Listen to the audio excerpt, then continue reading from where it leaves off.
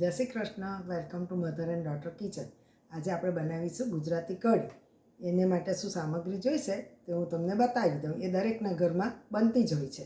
તો ચાલો આપણે એને શું સામગ્રી જોઈશે તે હું તમને બતાવી દઉં. એને માટે સૌપ્રથમ આપણને જોઈશે દહીં. દહીંની અંદર આપણે ચણાનો લોટ નાખીને મિક્સ કરીશું. વઘારને માટે લીમડી છે, વઘારને માટે ઘી, આ આંબા અડદનો પાવડર છે તે મેં જાતે જ બનાવ્યો છે. આંબા અડદ સૂકવીને, હિંગ, લવિંગ, મીઠું, સુગર, આદું, મેથી અને જીરું વઘારને માટે જોઈશે. તો ચાલો હવે આપણે કઢી બનાવવાની શરૂઆત કરીએ. તો આપણે સૌપ્રથમ આ ઘી આમાં મૂકીને પહેલાં વઘાર કરી દઈશું. હવે આપણું આ ઘી ગરમ થઈ ગયું છે. એની અંદર આ મેથી, જીરું બધું નાખી દઈશું એટલી વારમાં. આપણું આ દહીં રેડી છે. એની અંદર ચણાનો લોટ મિક્સ કરી દઈએ. એની અંદર લવિંગ પણ નાખી દઈએ આપણે.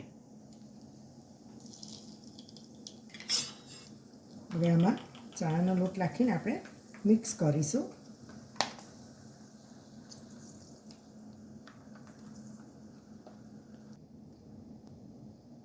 આપણો વઘાર થઈ ગયો છે. હવે એની અંદર લીંબુ નાખી દઈશું. હવે આપણે આ કઢીની અંદર બધો મસાલો એડ કરી દઈશું. વઘાર આપણો થઈ ગયો છે. અંદર આદું, વઘારમાં હિંગ એડ કરી દઈશું. આંબા અડદનો પાવડર છે,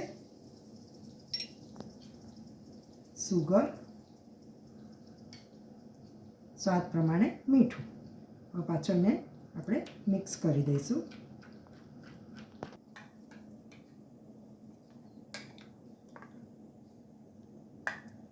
હવે આપણે અંદર આ દહીં નાખી દઈશું અને એને જોતા પ્રમાણમાં પાણી જોડી દઈશું. આપણે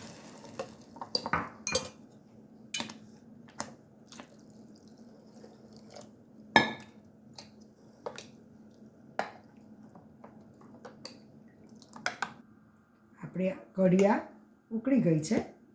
તમે જોઈ શકો છો કે કેટલી સરસ દેખાય છે. એટલી જ સ્વાદમાં પણ સરસ છે. તમે બધા ટ્રાય કરજો અને બનાવજો.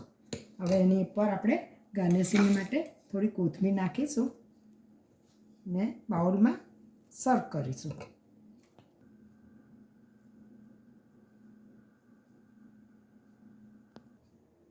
કઢી રેડી છે અને મેં બાઉલમાં સર્વ કરવા માટે લઈ લીધી છે. તમે પણ બનાવજો અને જરૂરથી મને બધાને શેર કરજો કે મારી કઢી કેવી લાગી તે તમે મને જરૂરથી જણાવજો. સબસ્ક્રાઈબ કરજો.